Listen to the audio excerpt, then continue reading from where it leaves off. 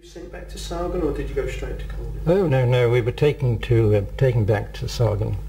We were in the cooler for, well, along with all the other people who'd been on this delousing party who'd been recaptured. And they all went back into the camp after the regulation 14 days or whatever. But we didn't, and they were very upset. We'd broken all the rules, let's face it. We'd worn German uniform. Well, it was alleged that we had engaged in sabotage and espionage. Well, you could interpret, I suppose, trying to nick an aircraft from the Luftwaffe as sabotage. And you could interpret wandering around German airfields as espionage, I suppose. But they were very upset, and they couldn't think what to do with us. And they kept interrogating us, and they kept muttering about courts martial and sentences of death and all this drivel. And in the end, they couldn't think what to do with us, so they sent us to Colditz. If I can just remain at Sagan for a little while. In your book, you mentioned that above your bunk you had a small model glider, and you were actually considering the possibility of getting out of Sagan with a glider. Well, we did, and I don't. Well, all ideas deserved to be explored, however improbable. I don't think it could have been done. But who knows? But is it possible that that is what sowed the seed for the Colditz glider? No, it wasn't. It wasn't our idea. Oh, it wasn't. Oh no. The idea was entirely Jack Best and Bill Goldfinch and Tony Roach. They were the people who were the moving spirits in that. My involvement with it was pretty peripheral, helping to make a few minor components and so on. Apparently most people did. Yes, a lot of people did. That's that's the aircraft manufacturing industry, isn't it? You subcontract out the bits. Right then. So from Stalag you eventually finished up in Colditz. That's right. When you arrived at Colditz, were there people there you knew? Because we're now getting towards the middle of the war, aren't we? Or is it even later than that? Well, we're now in July 1943. Yeah, yes, it is. Were the people there we knew? Well, there were a very small number of RAF people. Well, as I say, there was Jack Best and Bill Goldfinch, a chap called Van Rood, a Dutchman. Were there any others? Oh, Dominic Bruce, he was RAF. But Bush Parker? Bush Parker, yeah. But there were very few.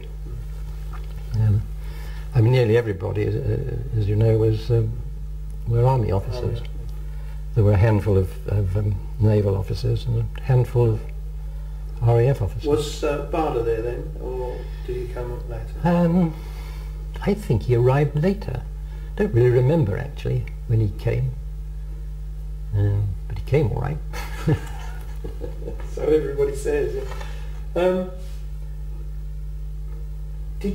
Had you heard of Colditz before you got there? Did you? Well, Colditz was a shadowy vision. Very little was known about it at Sagan. It was thought of commonly as the Straflager, the punishment camp, which of course it wasn't. People had gone, but no one had ever come back. But you knew the name? Oh yes. But I do remember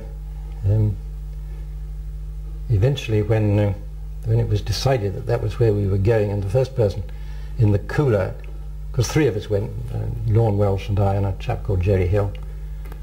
And Jerry Hill came into my cell and said, "Well, Straflager for you, my boy." Was he one of the guys on the same escape that you were? No, he was just a person who in the eyes of the goons was wholly undesirable. He wasn't Deutsch-friendly so much as he subverted German guards. Principally, he's a fluent German speaker, and he was the sort of guy who would wheedle a form for a special pass out of someone in exchange for a bar of chocolate or something, rather, you know. They just, and he had escaped, I don't know, once or twice. But he was just undesirable, so they got rid of him. From their point of view. From their point of view. Very useful from ours. But as it turned, yes, well indeed, he was awarded the MBE or the OBE after the war for services to prison camps or something. No, it's true. It's absolutely true. Services to forgery. Right. And so you arrived at Colditz presumably by train. Indeed. And what were your first impressions of the place?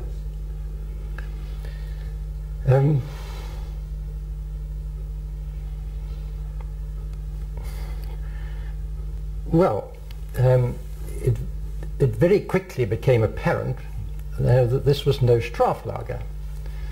It was in fact, I suppose, the most comfortable prison camp in Germany.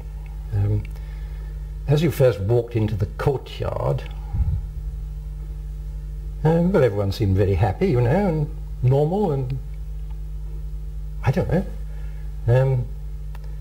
There we were, nothing you could do about it anyway. When you first presumably walked across the bridge, you must have seen the oh yes, looming. Did that strike fear into your heart? No, I mean it was a castle. No, I don't. I suppose looking at it today, we know the story, but as it had been referred to as a Straflager, and as far as you were concerned at that particular point, it probably was. It was later on that you realised it wasn't.